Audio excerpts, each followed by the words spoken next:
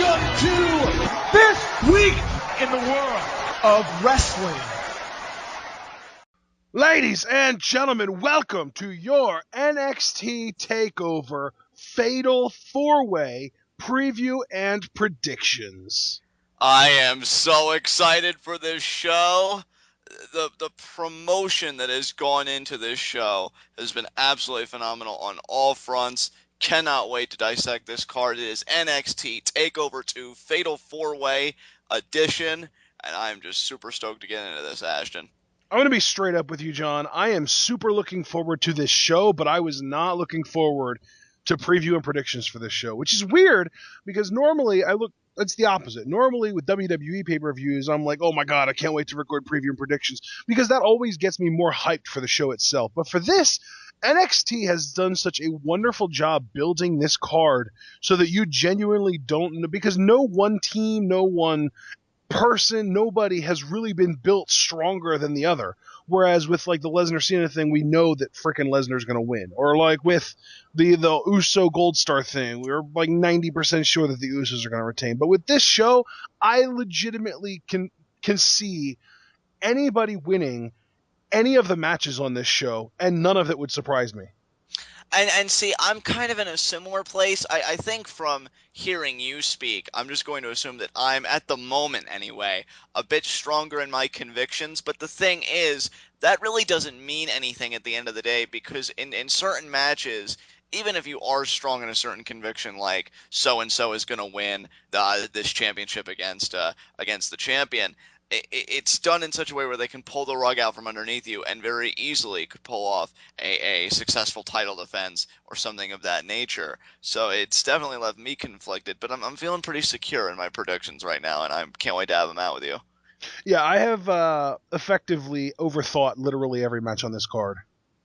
And see, like, I've done that, and NXT especially will do that to you. In fact, I'm sure you'll instill that same thought in me when we really get the ball rolling with discussing these matches, particularly the NXT World Title match, and I have a sneaking feeling even something like the Tag Title match. So I'm intrigued to hear your thoughts on every match on this card. Okay, we have 5 announced matches on this card. Let's start with the least relevant one, Bull Dempsey, Mojo Rawley. I do not give a crap. If it was up to me, some kind of meteor would hit the ring and take them both out at the same time.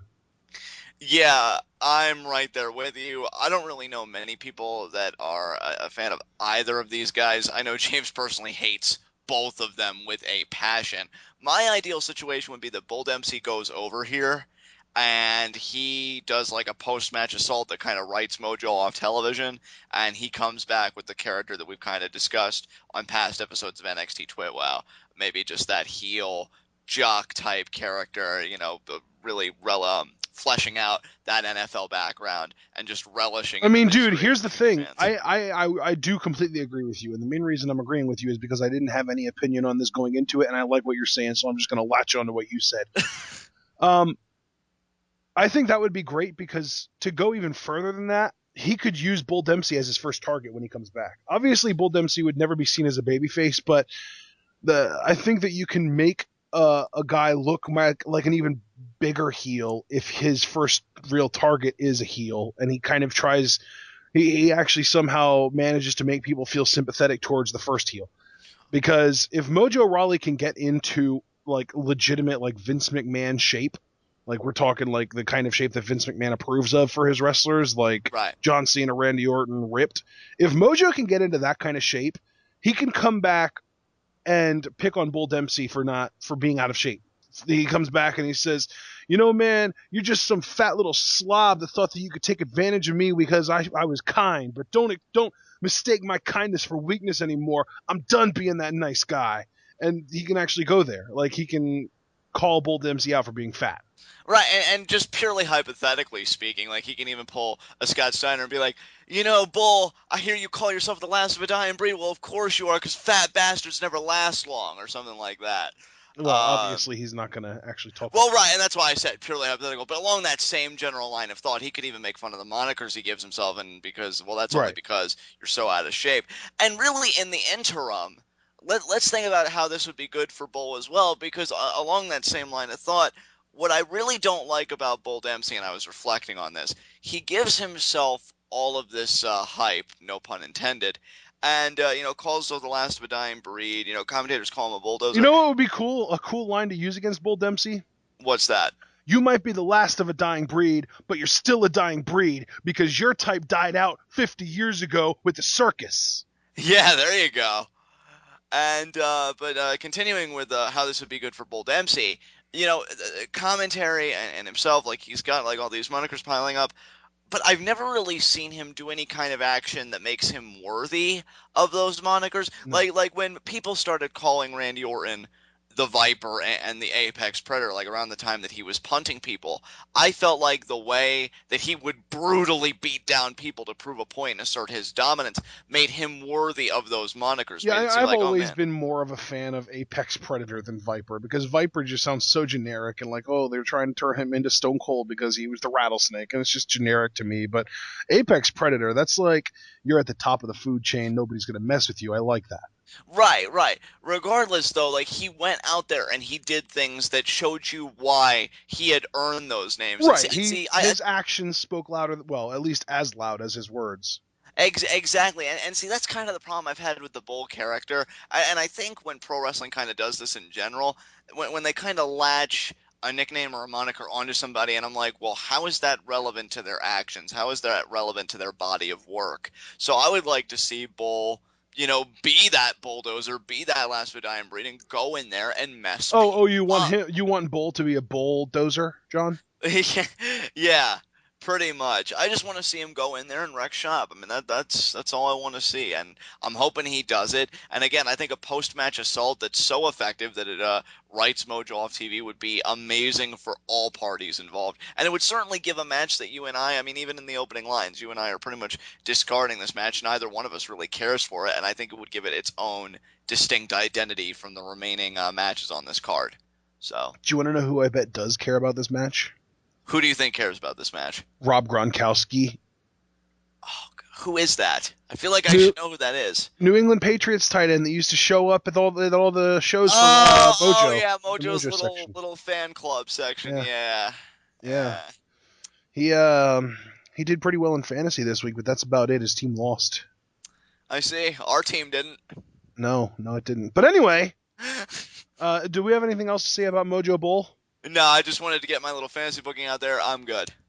Bullshit. The team of bullshit. Yeah, exactly. All right. So up next, let's talk about the only other non-title match on this card. Enzo Amore versus Sylvester Lefort with Big Cass and Marcus Louis at ringside in a hair versus hair match. See, now, I was actually a bit intrigued about the conversation that you and I had about this match before recording. Yeah. Because my line of reasoning, folks, is, okay, well, it's mainly two huge points. It is a comedy match. This match doesn't really have any serious rivalry behind it, this and that. I really believe that this is going to be just like a match for giggles and laughs and like, oh, look at this.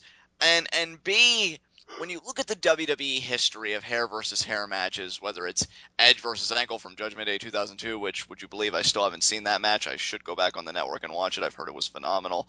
Holly Molly versus Victoria, WrestleMania 20, even the billionaire clash between Trump and Vince McMahon. It always seems to be a match designed for us to get our humor at the expense of the heel, and it's supposed to be a way, I guess, for the babyface to triumph in a way that just makes the heel feel horrible. So, going along with that line of thought, I think Enzo's pretty much a shoo-in to win this thing against Lefort, because it would be funnier to see the heel go bald because he's, quote-unquote, not a nice person, than the babyface who's incredibly over and we'd really feel for. Right. So, I don't know. I have this theory that Enzo wanted to shave his head, and his barber had the razor on his head, and he started shaving. And the Big Cass was standing there, and he was just like, "Wait a minute, Enzo, we can make money off of this if we use it on NXT. You can have a hair match with somebody." And then Enzo was just like, "Well, yeah, but he already started. Make something out of it." And that's why he ended up with the leopard print shaved into his head. And that's like my ridiculous theory on how that happened. But then on top of that, they could have been like, well, who am I going to go against? And then they have to look at like this huge roster of heels, and they're just like, which one of them would be the goofiest looking without hair? And immediately, boom, Sylvester Lefort, there's your pick. Dude, with what happens like in WWE locker rooms and on the road and this and that, your theory isn't as implausible as you might think it is. Um, so, I mean, that very well could be. But the fact of the matter is, we are here, and I just can't imagine LaForte getting the win here. I mean, in a way, if you wanted to use the argument, well, Enzo is so over, and him and Big Cass are so over as an act that maybe you'd want to gain sympathy for them so that this feud continues and give Sylvester Lafort and Marcus Louis, who maybe need more exposure or need a bigger platform, something to continue to do, that they would go over here. Maybe I could see it, but again, when you just look at the WWE history of doing these matches, it Yeah. always seems to favor the babyface. So I gotta go with Enzo here, just on that logic, which Yeah, could be flimsy. I'm gonna sign on to that too, because as ridiculous and funny as I think my fan theory is, and just imagining that actually being a thing would be hilarious, but I think that your logic is far more sound and realistic. So I do think that my official prediction is going to be Enzo wins. Although it's just so weird for me to imagine Enzo Amore winning a match right now, because like he's got this hardcore underdog thing going on, and if he wins, I guess it wouldn't be that big of a deal because it's just Sylvester Lafort and nobody really takes him seriously anyway. But I still feel like it would hurt a little bit for him to start winning now. Yeah, that is actually an excellent point that you make, Ashton, and I was wondering if you would bring this up, because I was thinking another argument you could use potentially for LaFort winning Yeah, is and you that know what, this. dude? It's so weird because I've been so on point with Enzo and Big Cass's booking, because like even like for the tag team tournament, I said that I thought that they would lose to the Vaudevillains when you were adamant that they were going to beat them, because I just felt like it made more sense for the underdog lovable losers to continue being losers. But this is a tough one because Sylvester Lafort is such a wild card, because we've only ever seen him in one match, and it was a squash by Rusev. Rusev. Yeah, that's who it was. So it's just really hard to try and kind of say what's going to come out of this. And if they do, like, I think my biggest thing is, what can they turn this into in the future? Like, if Enzo wins, where does he go from there? Okay, so you shaved Sylvester Laforte's head.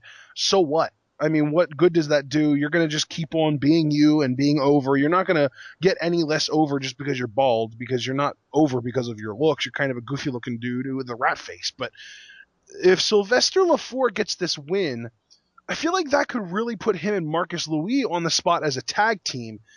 And depending on what happens in the tag title match, that could end up presenting contenders. Is because, let me just put it this way: if Kalisto and Sin Cara win, you've got to assume the Ascension is getting called up. Absolutely, and Ashton, that's something I sign on to completely. Right, so then naturally you want a heel contender for the titles, and I don't think that the Vaudevillains are the best idea to put in that spot, because they're so over from a babyface perspective that you don't want Sin Cara and Kalisto to start getting booed because Simon Gotch and Aiden English are so over with the NXT crowd. So I think that LaForte and Louise would make a great first contender for Sin Cara and Kalisto should they win the titles tonight, which makes me think that it would make more sense to give Sylvester Lafort that credibility of having beaten Enzo. And that's really sound logic too. And again, to return to the first point that you made with your rebuttal that I wanted to expound upon a little bit. If it was Colin Cassidy in this match, I think it would be an open and shut case. Yeah, Like absolutely. But see, the thing is, it's as you said, Ashton, Enzo by himself is and I don't mean this to discredit Enzo, he's one of my favorite acts on NXT, but he is portrayed as a pathetic character, like a guy who could be knocked out for minutes. Dude, he is the Imp Man of NXT. Yeah, pretty much. And, the thing is, we've only seen Sylvester Lafort. I know I said earlier that he only got squashed by Rusev, but remember, he also had a mini feud with Mason Ryan when Mason Ryan was still employed. But the thing about those two... He and Big Cass did pick up a win over him in a 2-on-1 handicap match. Yeah, exactly. And the thing is, though, with both Mason Ryan and Rusev, like, they're juggernauts, or at least they're portrayed as such. Enzo is, the perfect word that we've been using these past few discussions about Enzo, is scrappy. he is. If Sylvester Lefort is ever going to win a match, it would be against Enzo Amore because that's entirely plausible.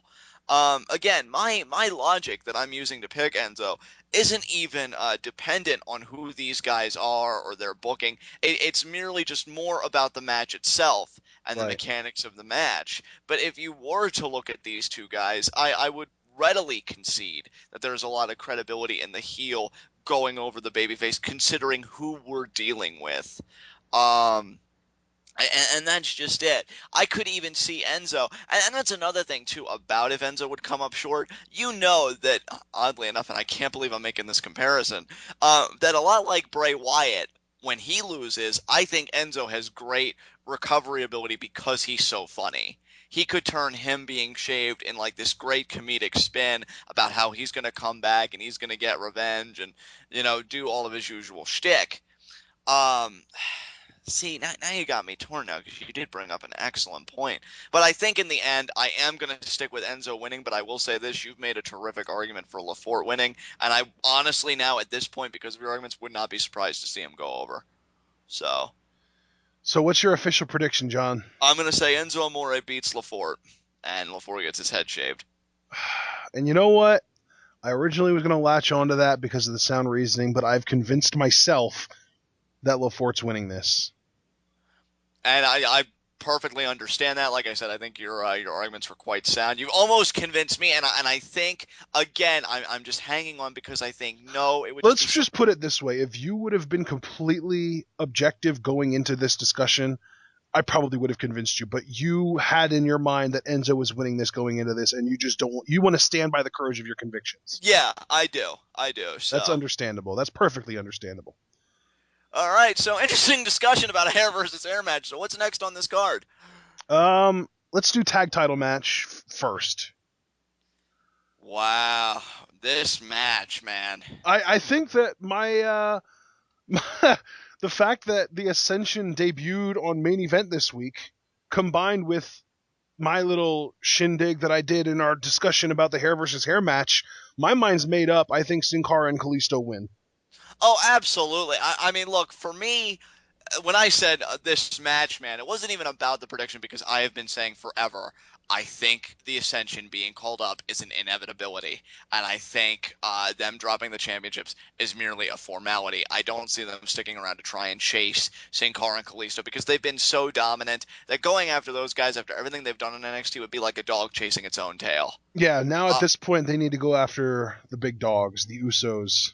And you know what? And if I am right on this, it will feel so good because I have not wavered. I have said consistently, even though Night of Champions did not pan out, which is incredibly unfortunate, no disrespect to Gold Star, that I do believe the Ascension are going to have the honor of ending the Usos' quite lengthy title reign, considering that it is the Tag Team Championships. So I'm still very much in favor of that. But as far as the match itself goes, I think we're in for a barn burner. I think we're in for something that is going to just remind everybody, in case they've forgotten that is, the sheer brilliance of tag team wrestling when you get the right teams together. I'd still say, even after all these years, that my favorite tag team championship match would be the WWE Tag Team Tournament Finals in No Mercy 2002, Angle and Benoit versus Edge and Mysterio. That was an amazing tag team match. If any tag match was going to unseat it for me, it may just be this match. And I say that because the Ascension are just so great at that brawling style, at that beat 'em up style, and Sin Cara and Kalisto have an aerial offensive that just blows your mind and takes your breath away. I see some ridiculous spots coming out of this match, and hopefully Sin Cara and Kalisto do come out on top because I want to see the Ascension on the main roster, and really I want to see Sin Cara and Kalisto have a reign so that maybe they get their feet wet for the main roster themselves, because that's another tag team that I think in merchandise alone could be very successful on the main roster. Yeah, I think they are going to... You know what, let me put it this way. I don't think they're actually going to beat the Usos for the titles. I don't think they're going to be that team, but I do think they're going to be a tag champ very soon. I think they're going to be tag champions very soon on the main roster. And when I say very soon, I don't mean within a month. I just mean they'll be one of the next 3 championship holders. Put it that way. Absolutely. I'm telling you, I hope this match gets time. I hope this is one of the 20-plus minutes matches that we get on this card, because I think these guys will tear it up. I think shortly thereafter, we will see the Ascension debut. I mean, they already did kind of have a little exhibition match against Los Matadores on this past main event, so that was really cool. And they won, which was even cooler. But I do think that they will feud with the Usos. I'm hoping before the end of this year. I really do. I think the sooner we get that feud undergoing, the better, because the Ascension, just such a great package, those two guys. And have Sin Cara and Kalisto do their own thing. I liked your idea, bringing it back to the preceding matchup, that maybe they'll enter a program first with Marcus Louis and Sylvester Lafort. And then I would love to see them enter a little bit of a lengthy program with the Vaudevillains, maybe even drop it to the Vaudevillains, because you know how much I've just become a fan of that act. But I see both teams really doing amazing things going forward, regardless of who wins or loses or whatever the outcome is, because these guys are just really something special. Absolutely. So we agree. Carlisto for the win. Absolutely. All right, let's move on to NXT Women's Championship, Charlotte versus Bayley. And John, you and I are probably going to disagree on this. I'm feeling we are, but before we get into that, well, I'll put my prediction forth first. I do think Bayley is winning the championship. And I don't. And okay, so we've already established that right there. I figured as much. I'm saying that because I'm going to put stock in what I've read, that Charlotte is going to be one of the talents called up very soon. Along that line of thought, if we could just discuss it briefly, that thought kind of scares me a little bit. Because while Charlotte has certainly made progress with me, John, yes. I just want to throw this out there. Okay. And it's different because the examples that I'm about to use, we were looking forward to, so we were excited and got let down. Whereas with Charlotte, we're kind of bummed out, and so it's different perspectives. But how many months before the Shield started did we read Dean Ambrose is seen as being ready for the main roster? He's going to get called up very soon. That's true. We read a lot about that. Same with Rollins. Same with Big E, same with the Wyatt family, same with Rusev, and I would even go as far as to say same with the Ascension. It was at least 4 or 5 months ago that we were reading they were going to get called up very soon. Right. And you're absolutely right. To me, though, see, I think the only reason I feel like this may carry a little bit more weight is because she is the daughter of Ric Flair, and I don't know what nepotism is or is not playing into this, and that does kind of bother me a little bit. But entertaining the notion that she would be called up, I don't think she's ready, personally. I'm going to be honest with you, Ashton. Between our two predictions, I actually like yours a lot more. I would want to come over to your side and be like, yes, Charlotte retains. I want to see her have somewhat of a lengthy run, just so she can work whatever remaining kinks that she has out. But see, I don't know. This match, you'd be surprised like how conflicting this match is compared to the other matches for me. Because on one hand, I think, well, WWE loves a good underdog story. I mean, hell, the main event at WrestleMania this past year was an underdog story. However, I mean, if I was going to use that argument, we'd have to concede that it took Bryan a hell of a long time to get there. A hell of a long time. And this is only Bayley's, well, her first shootout against Charlotte. So who's to say, if we really wanted to get this underdog story for all it's worth, that it wouldn't go for 2 or 3 more tapings or what have you. But I just feel like the whole narrative of this feud has been, Bayley, you're not in my league, this, that, and the other. And it's Charlotte not really taking Bayley seriously, whereas with Bryan, even though they always called him like a B+ there, this and that, I think in the back of their minds they always took him seriously, which is why they stacked the odds against him so much. Here, I don't think Charlotte is sweating Bayley, and I think it's going to be that story where pride cometh before the fall. Charlotte had the genetics, she had the ability, but she just didn't have the heart, and she overlooked that with Bayley, and Bayley capitalized. Oh, so you're using this reasoning to say that you still think Bayley's going to win? I still think Bayley's going to win. Okay, see, because in my mind, I think that this match can tell the story of Bayley earning Charlotte's respect but not beating her. So the same way that Emma earned Paige's respect but didn't beat her. So it would be like also the case I was thinking of when you said that. I immediately thought of Jeff Hardy versus The Undertaker in a ladder match for the undisputed title. No, I And mean I'm talking more recently and same program. well, yeah, I know, but that was just the example that came into my mind when you talk about earning the champion heel's respect. Right. So I could see that. See, it's so hard.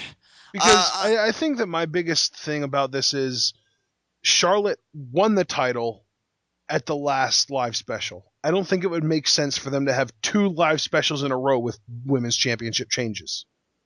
And I don't either. And again, I I do could agree, see but I could see here's the thing. I could see Charlotte winning this and then in a month, not even on a live special, Bayley gets another title shot and wins it. But I don't think it's happening at this live special. again, much like the hair versus hair match, I mean, there's no contention with your argumentation. And see that I think that my biggest thing is you're like 55-45. Like you're saying Bayley based on the fact that you think Charlotte's going to get called up rather than actually looking at this situation as a whole. Whereas I'm saying I am like 80% sure that Charlotte's retaining this based on everything, based on the fact that I don't think Charlotte's going to get called up anytime soon. Based on even if she does get called up in, say, 2 months, she could drop the title to Bayley before then, and it doesn't need to be on this live event. And also based on the fact that Bayley has done absolutely nothing. I mean, she's beaten Sasha Banks. So has everybody in the women's division. Sasha Banks is the freaking Dolph Ziggler of the NXT women's division. So it really, I think what I really want is I want to see Bayley lose this match, work her way up through the ranks, get Becky Lynch a shot, and get Sasha Banks a shot before Bayley gets to the top of the mountain, and then give her the title. And see, that would be ideal. And you're right. Those reports and everything are weighing on my mind. Again, I also do think that they've really made it a point to note how Charlotte may be overlooking Bayley, underestimating her, and that could come back to bite her. So we also have to kind of look at the context of the story being told here. You know what really sucks, dude? What's that? A lot of the time when we have these discussions, it's one of those things where I'm trying to think my way into something that I don't want to have to see. And you are saying, no, I think that the thing that you want to see is going to happen. You just don't want to admit it. And I can say, oh, well, I wish that I could agree with you, or I wish you're right and I'm wrong. But in this case, I really do wish, I hope I'm right this time. I do too. And see, that's the thing. Like, it's not even me saying, oh, yes, I want Bayley to win the title so bad. No, because everything you've said. So many people do, though. And see, that's and look, I understand that because I think Bayley's a very likable character, but I think you and I are looking at this more from the perspective, at least when I say that I want you to be right, that's what I mean. You and I are looking at it in the sense of the NXT Women's Championship and Charlotte just not being ready if they're going to have her drop it solely for the sake of, all right, Charlotte, pack your bags, you're coming to Raw. Like, see, it's just such a conflict for me. But you know what? Normally, whenever you've made sound argumentation, I'm still huffy and indignant, and I'm like, no, I'm sticking with my prediction. You know what? You've made a great argument. I think I'm going to come over to your side of things, and I'm going to take a chance. I'm going to say that Charlotte retains, too. I think you've made excellent points. But I will say this. If it turns out that Bayley does win the championship, then I really become petrified that Charlotte is coming to a Raw ring near you, and I'm really not comfortable with that. So... Absolutely. All right. Are we done talking about this? Are you officially making your prediction, Charlotte? Yeah. I'm gonna say your argument was so great that I'm gonna say Charlotte beats Bayley. Hopefully. All right. We agree on this match now. Okay.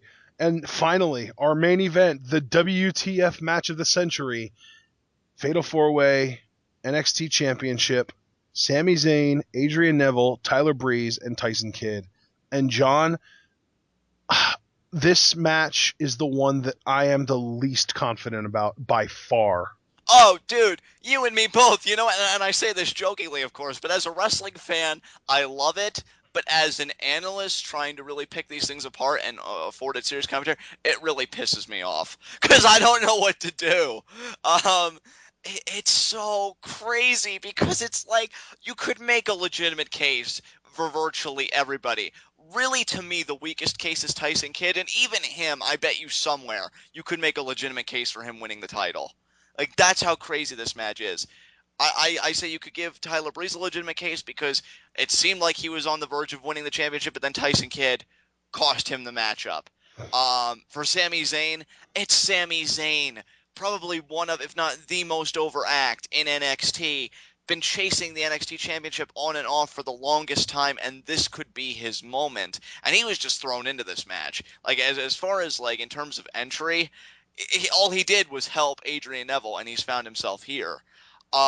Adrian Neville, because he's Adrian Neville, such a dominant babyface champion.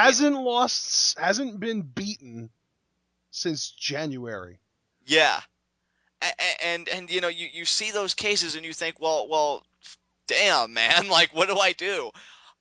Dude, I know you and I have kind of had this playful little thing going on between us where you just want so badly for Sami Zayn to win, and I don't want to speak for you because I'm going to pass the ball to you here in a second, but I'm going to assume that you're picking Sami Zayn to win, but I'll be intrigued to see if that's true or not.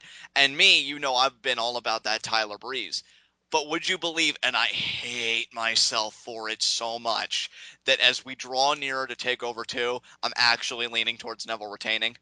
And I hate it. I hate it so much because I want Breeze to win. But right now, I'm not saying Neville's my official prediction because we still have time because we still got to hear your points. But Neville, I am leaning more towards him as we draw closer to this event. John, to me, and here's the crazy thing. As we draw closer to TakeOver, you're leaning more towards Neville. You're not going to believe this. As we draw closer to TakeOver, I am more and more convinced that they are actually going to put that title on Tyson Kidd. No way. I'm serious because I feel like Neville, Zayn, and Breeze are going to get called up, if not count Monday as the call up, because Monday, and here's something that we didn't really talk about on our Raw review, Monday Night Raw, and we did say this, but we didn't really address the implications. Monday Night Raw this week was the season premiere. Now, when you think season premiere, a lot of the time on TV shows, a new season could mean new cast members. And on Monday Night Raw, we had 3 new cast members debut out of nowhere. Sami Zayn, Tyler Breeze, and Adrian Neville. Now, to me, that leads me to believe that there is a very distinct possibility that those 3 guys and the Ascension are now, boom, they're on the main roster, so they all have to lose their titles. Because it's the new season, we have a new cast, or at least new cast members, new characters to introduce. I think that the reason WWE was really emphasizing new season, season premiere so much is because, yeah, we're going to introduce some new characters tonight. And I think that those guys are going to stick around. And so I think that now we can call those 5 guys main roster guys. And it's scary because it's like, well, they didn't really build it up at all, but they just kind of threw them out there. But on that same note, you can't, if I'm right, I'm not saying that I'm definitely right. This is just another one of my fan theories, which apparently is something that I do now because this is the 3rd one that I've had in the last 3 weeks. And if I am right, then Neville has to drop his title and the Ascension have to drop theirs. So we've already agreed that the Ascension is dropping theirs. That's almost a done deal. It just needs to actually happen. Our predictions are usually pretty solid. I think Neville has to drop his title, and it wouldn't make any sense for him to drop his title to either of the other 2 guys who debuted on Monday. But the dark horse here is Tyson Kidd because he's been on the main roster and they are done with him. So it's not like he's going to quote unquote return or debut to the main roster. He was just there as filler to kind of act as the 4th wheel. So I think they'll put the title on Kidd and then maybe even build up Kenta as his first opponent. Oh, dude, you know what, dude? When you were talking about Kidd potentially winning, my gears are kind of turning while you were talking. And do you know who I really want to see him feud with first before Kenta? Because I do think Kenta should be in the picture. No question about that. In fact, I don't know if you want to discuss at all the fact that Ric Flair is going to introduce him at TakeOver, if you just want that to be a closing note or whatever. But you know he's going to make a splash almost immediately. I would like to see, though, beforehand, a Tyson Kidd, Justin Gabriel. I knew you were going to say Justin Gabriel, yes. Yeah, because they had the tag team. Tyson Kidd got in Justin Gabriel's ear to turn on the fans to begin with. Yep. And I would love to see, and it would be so simple to do, too, because you'd have Tyson Kidd, like, in the back of the NXT Championship. Justin Gabriel goes to, like, celebrate with Kidd, and Kidd just completely blows him off. Yep. He's like, I'm above you now. I finally got the championship. Whatever. And Gabriel, of course, feeling insulted and affronted by this, has a confrontation. You immediately turn him back into a babyface, which is a shame because I personally liked heel Gabriel a lot. I did too, but I like face Gabriel too. Yeah, and I do as well. And I think those two could have a great 2 or 3 matches over the NXT Championship, and then you have Kenta all the while working his way up the ranks. Oh, dude, why'd you have to say Tyson Kidd now? I got me thinking about that because Tyson Kidd, his whole thing was he wanted to win the championship because of what the championship represents. So really, even though I would still say that Sami Zayn is probably the hungriest person in this match, because when you see him look at that championship or his face when he loses out on contendership or winning it, he just looks so defeated and so heartbroken every time. But I'd say that Tyson Kidd is a solid second hungriest competitor in this match. Breeze, I just think he wants an accessory because he's gorgeous. And Neville, he's been so dominant as champion. I think it's just a matter of retaining that dominance, of once again reasserting his place as the premier superstar on NXT. This match is such a toss-up, and I think it's going to be so good, too. That's another thing. This match is just going to blow our minds. Probably be the highlight of live reactions if I was to call it. Either that or the tag title match. I think you and I are going to have some crazy reactions for. Yeah. But I got to pick a winner. See, and I want to be objective about this, because if I was a fan, of course, I'd say, yeah, Breeze is winning. But if I want to take this seriously... You know what? I'm sorry. You made a great case for Kidd, but just for whatever reason, I think Neville's retaining, and I'll even go as far as say that I think Kidd will eat the pin. So I'm going to say Neville's going to retain. Red Arrow on Kidd gets the win. So what's your official prediction? I'm gutted right now, dude. It was so hard. I think the hardest part about this is I feel like I am completely counting out Tyler Breeze. Because it's one of those things where with Breeze, I don't know how good of a champion he would make. Because he would kind of be like that Miz champion where he wins all of his matches by the skin of his teeth, by cheating or some other form of shenanigans. And I don't think that it would work out very well for him because he's supposed to be a heel. And I think the WWE needs to turn him face before he can really win anything substantial. Or NXT. I shouldn't say WWE. It's two different. It's a subset, not necessarily different entities, but it's still, they function independently of WWE for the most part. So I think it's safe to count Tyler Breeze out. I don't like to count Tyler Breeze out, but I think it's safe to do. I would mark out if he would win, but I feel like what is there for him to do after he wins if he does win? Sami Zayn, it's kind of that Dean Ambrose level of I feel like I shouldn't pick him because if I do pick him and he loses, then I'll be double disappointed because he's my favorite and then I lost a pick. I got a pick wrong. So I don't want to pick him. I think it would probably make the most sense. Let me put it this way. If the 3 guys that were new to Raw on Monday night in that tag match are definitely that counted as a debut and now they're going to be regulars on Raw, my pick's Tyson Kidd. For sure. Okay. But if not, my pick is Sami Zayn. Okay, well then you know what? I'll stick. Yeah, I'm gonna stick with Neville. So we've really established here that your pick of Tyson Kidd is heavily contingent on the theory that season premiere had the NXT talents, and it wasn't merely just a showcase or a promotional tactic for Takeover 2. It was, hey, you're gonna see these guys every week now, and then you can see even more talent like this on NXT. I can see that.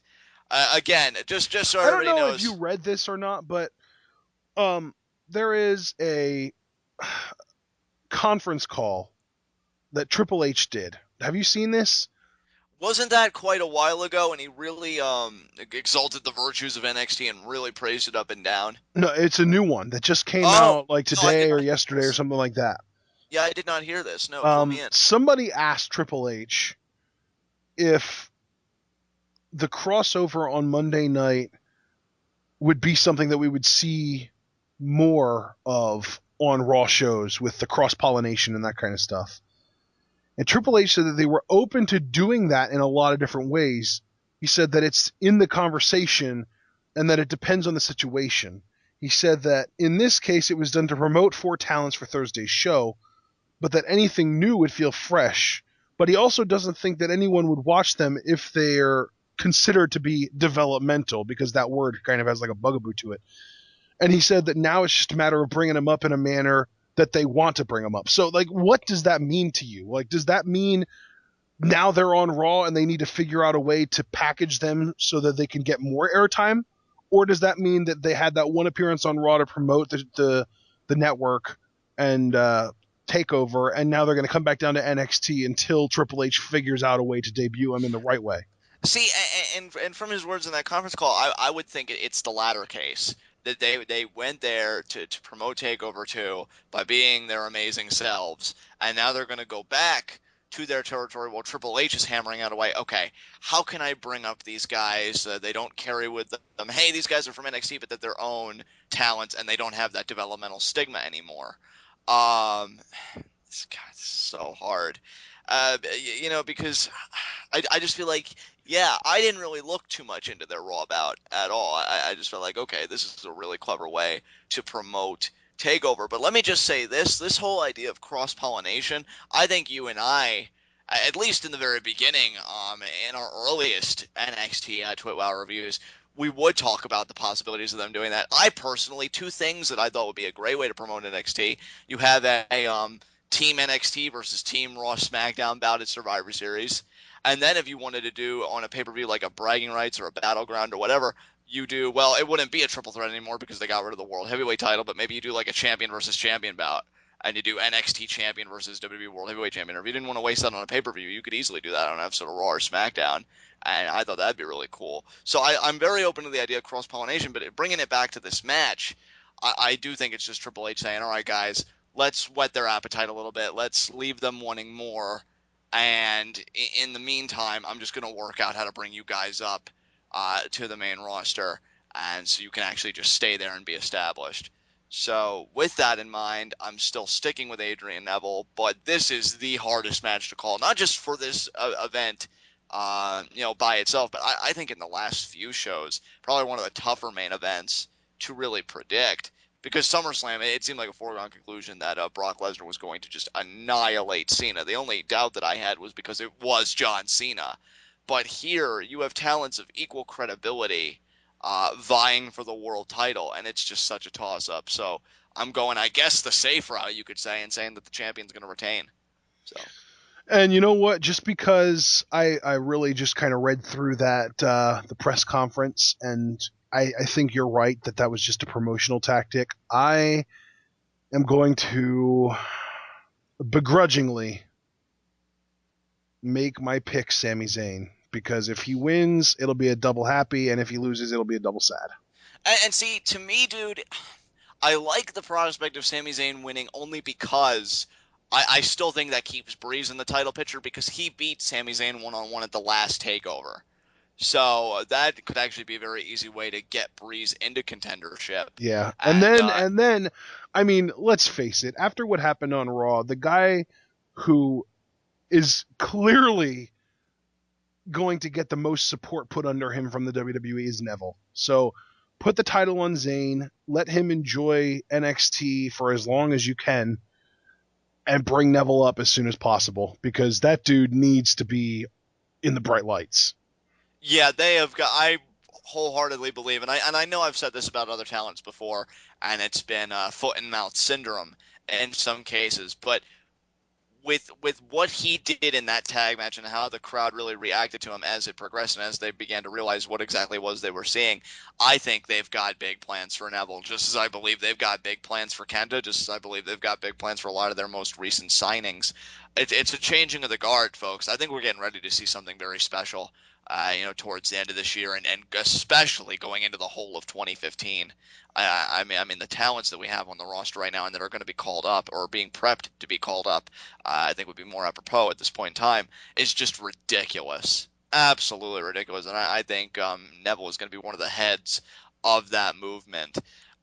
So really, saying all that, you'd think that it's more logical for him to drop the championship. The problem is we just don't know when they're being called up. Because, Ashton, you and I have had this discussion before. In an ideal world, I think Sami Zayn would have been called up forever and a day ago.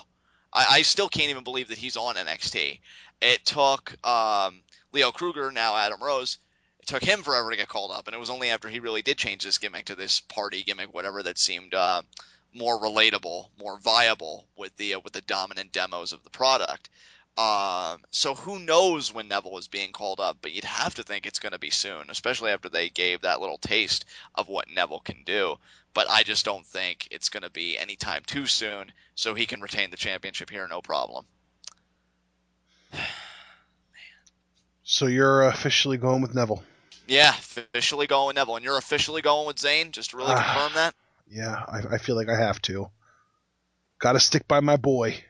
Oh, man. I wish I could stick by mine. And again, I will want to make clear, as a fan, I am pulling so hard for Tyler Breeze. It is ridiculous. But trying to be objective and trying to be honest with myself, I wouldn't be surprised to see Neville retain at all. So, yeah. Well, John, let me just do this. Since we have our actual who we think is most likely to win picks in, let's do that. Let's rank them from most to least likely to win this match. Okay. I want you to go, and we're not talking who we want to win. This is exclusively logically who we think is the most likely, and then the second most, third, fourth. Okay.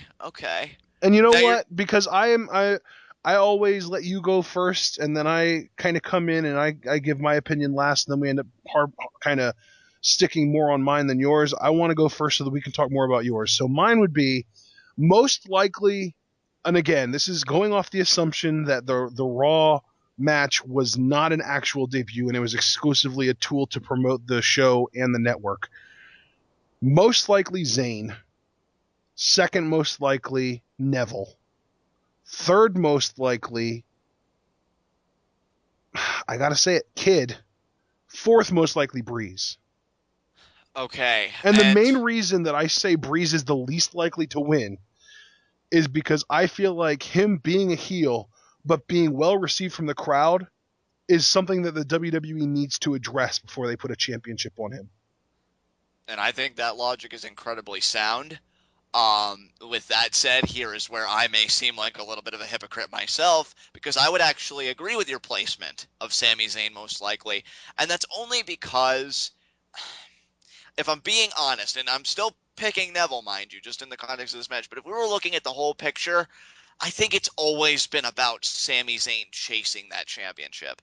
That's really the big story that I think is rearing its head here. Beforehand, I would have said, oh, well, it's Tyler Breeze becoming confident. It's Tyler Breeze getting more aggressive, focusing more on his in-ring career, and that focus is going to pay off. But since Sami Zayn has inserted himself into this, I feel like, again, we've returned to the story of, can Sami Zayn finally win the big one? And that's the story here. So I would actually agree that he does seem most likely, though, because Neville was so dominant, and he is Adrian Neville. I don't want to call him the John Cena of NXT, but if he retains here, I definitely think he's earned that moniker wholeheartedly. I will say that I do think Sami Zayn is most likely, given his personal story. Neville right behind him. I would disagree, though. I would switch out your 3 and 4, and that's it. I would say Breeze is third most likely because he had the momentum of beating Zayn at TakeOver. He got screwed out of his championship opportunity. He's really a guy, I think, going out there with something to prove. And then Kid, I just feel like, is kind of there because he's kind of like that pest in the title picture. Yeah, he really wants the championship. But, he had, what would it be now, like 2 opportunities at it, failed at both of them, and then out of desperation, he reinserts himself this way at the expense of another man's contendership. So I'd say that he is least likely because it doesn't really seem like a lot of importance has been emphasized on Kidd. So that's my personal ranking. Okay. All right. I Yeah. mean, I personally have a problem with the fact that you have Zayn listed as most likely, and then you're picking Neville to win. I know it's weird because again, like, No, John, just but that's a fallacy. Either Neville is the most likely to win, or Zayn's your pick. see, but I can't do that in good faith though, because Well, I just then Neville is obviously the most likely to win, in your opinion.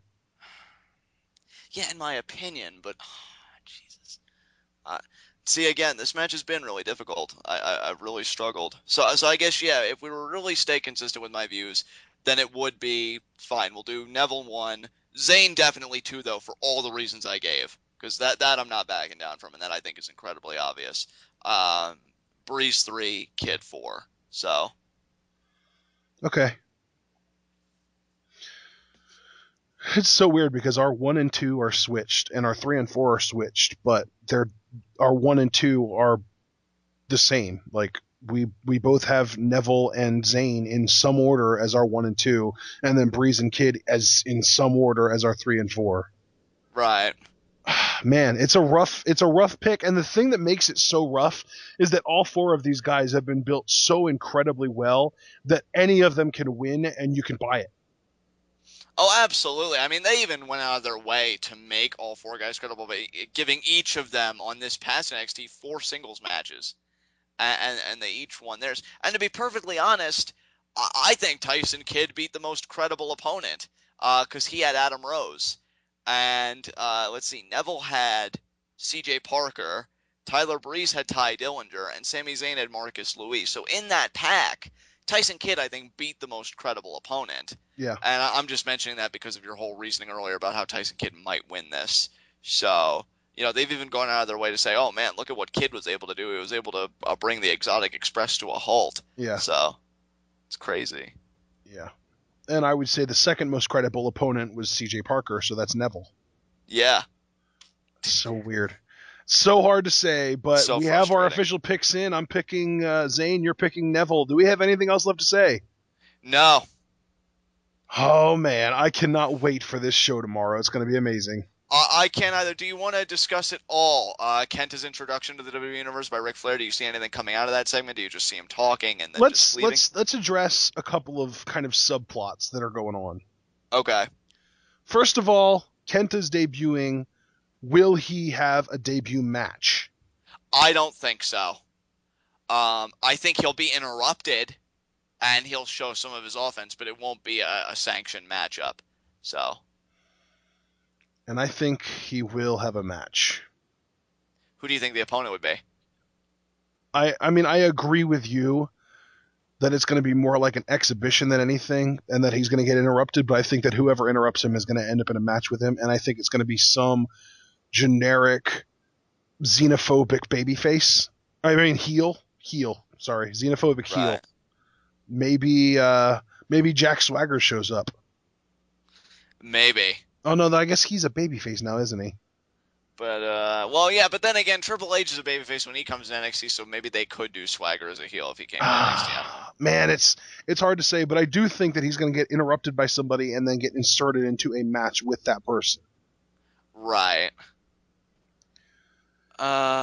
Yeah, I mean, I could see that. I just don't think it's going to get that far. Again, I do see somebody cutting him off, and then Kenta, because Brian has kept saying in interviews that his kicks are vicious, so Kenta would probably kick the guy all over the place, send him packing. It would be, you know what? It would be absolutely wonderful if it was Bo trying to sneak back into NXT after all this time. There you go. That's brilliant. Yeah, trying to sneak back into NXT, steal Kenta's spotlight. Kenta exposes him, beats the crap out of him, and sends him running. Yes, that's my official prediction right there. Boom. Bo Dallas. Perfect. He can come in as Mr. NXT and everything. Yeah, there you go. So there's that. What other subplots are going on? Any, or is that it? Well, we have, do you think that Prince Devitt or Kevin Steen will show up at this show? No, I do not. I know that's been a topic of conversation for a lot of wrestling fans. Because see, to me, and I love NXT, and you know that, and you know I'd pop big if that happened. But I think if they do that, it's I don't want to be mean, You but I think think they're it's kind of stupid. blowing too much at one time? Yeah, it's definitely oversaturation. You want these introductions to be nice and slow, and you want to make them want it. I mean, we're already getting Kenta, which I think is huge. And make no mistake, people, I have no familiarity with Kenta. I just know what he's contributed to the business in respect to CM Punk and Daniel Bryan's careers, and then paying homage to him with the Go to Sleep for Punk and the Busaiku knee kick for Bryan. Uh, so, his contributions and his influence in Japan seem, that profound. But, I mean, we're talking Kevin Steen now and Prince Devitt. I think that they're going to need their own unique and distinct debuts. I don't think they're just going to be loaded up on this show. However, that said, I actually have heard some fan theories about if Sami Zayn does win the NXT Championship, Kevin Steen would come down after the match and beat the crap out of him. That is literally exactly what I was thinking. I think if Zayn does win, Kevin Steen might just debut. And WWE would do that too, because I now this is just an assumption here, but I'm guessing a lot of people that are fans of NXT probably are fans of a lot of independent wrestling as well. Yep. And I bet you they'd pop for the reference. So I could see that working. Prince Devitt, though, he's definitely not going to be on this show. So I'll put it to you like this: we know Kenta's coming. There's a strong possibility, only because Sami Zayn is competing for the world title, that he may appear on this show and just instantly make a splash right away. Though, again, I'm going to say no to that. And Prince Devitt's not even going to be anywhere near this show.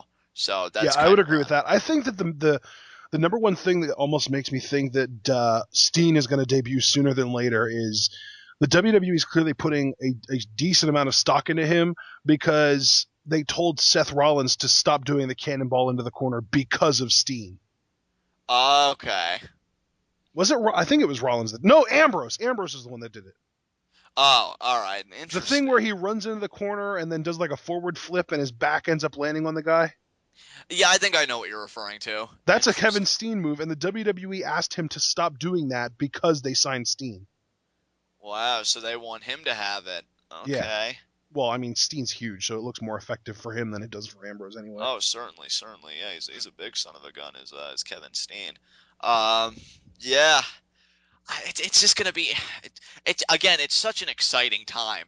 It really is, because we've got all these talents. It's just, how do you put the pieces together? Like, I'm going to be so intrigued. How do you get Kevin Steen on TV? How do you get Prince Devitt on TV? And it seems like he is going to be bringing the body paint. Oh, God, I hope he does. That would be amazing. Ashton, if he does, he is going to be the most over act in recent memory. I guarantee it. He is going to be such an over babyface. In fact, if they allow him to bring the paint and they allow him to do his thing, I could see him probably having the fastest transition from NXT to main roster. Because I think. Well, do you really think that he would be faster than Adam Rose? Yeah, I do. I do. I could see it being wildly successful with the dude. Adam Rose was like a month and a half, if that. Well, if not faster than Adam Rose, certainly on the same track. No later, because I just see families eating this up. I do. Yeah. I think WWE sees a lot of merchandising potential in a gimmick like Devitt. Well, I don't know about families, though, because you got to realize that 95% of the characters that he portrays with the body paint are villains in movies. So that might scare the kids. Maybe. Well, then you're certainly hitting comic book audiences and stuff, and superhero genres and films have been doing really well. Yeah. So either way, I think you're hitting a lucrative market one way or the other. For sure. I mean, really, if you think about it, the villains a lot of the time are almost more beloved than some of the heroes. Like, what makes the hero memorable is the villains that they face. Like, I wouldn't give a crap about Spider-Man if it wasn't for like Doc Ock and Rhino and Venom and that kind of stuff. But like, it's one of those things where superheroes are just a way to introduce cool villains to me. Right. I mean, I feel like the Batman lore and the mythos is so dependent on the Joker. Yeah. Like, if you remove the Joker, really, what's left? And that's not a diss at any Batman fans. I'm just legitimately asking. Like, it just seems like such a big part of the mythos that if you took away the Joker, you'd almost be taking away an aspect of Batman's overall identity. And so I definitely see where you're coming from. I just think Devitt, because of who he is and the body paint with the comic and the heroes, and again, whether it's kids or whether you want to look at it as the genre just being so successful lately, both on the DC and Marvel side, I think there is a lot of money in. Well, they would be calling him Fergal Devitt apparently. So Well, that's there's a his real name. yeah, so there's a lot of money, and but I would just prefer for the time being until he debuts, keep calling him Prince Devitt. There's a lot of money in him, so I think you'll have a very quick transition. But then again, I think you could make the same case about quick transitions for both Kenta and Steen as well. So it's just going to be so intriguing to see how they fit them all onto television. Yeah, we'll just have to see. But I do think, like I said, if Zayn wins the title, I think Steen debuts. All right, we're going to see if that happens. That's going to be such a mark-out moment, I'm sure, for you and for me as well, because I'll be like, holy crap, Ashton was right. So we'll have to see how it all pans out. All right. I do believe that is all. We've milked this thing dry. Yeah, the cow wants to head back into the barn. There is nothing left to discuss.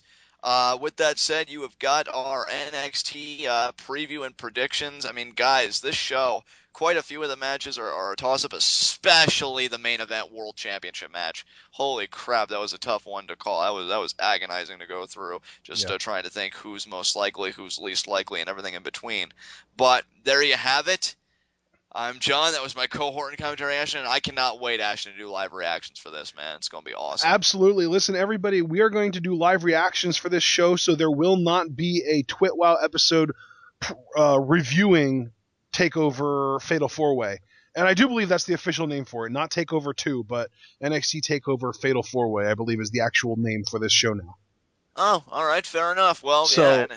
Yeah, we are going to do live reactions for it. We will not do a TwitWow review of it, but, I mean, live reactions is way better than a review anyway, because if you can't get our thoughts and feelings on the show just from listening to us react, then you might just not have social skills at all, because it's pretty obvious. So we're going to do that, and then our next video on this channel will be Raw TwitWow next week, then NXT TwitWow, and then preview predictions for Night of Champions and live reactions for Night of Champions next week. So this is going to be a fun-filled couple of weeks. I am personally looking forward to TakeOver 2 and then more football this weekend. Should be amazing. Although, unfortunately, TakeOver 2 is happening during a football game. Freaking stupid. But yeah, it should be an awesome next 10 to 12 days or so, and I'm looking forward to it. So we will see you guys for our live reactions, and that'll be it for preview and predictions. So we will see you then. See you guys. Peace out.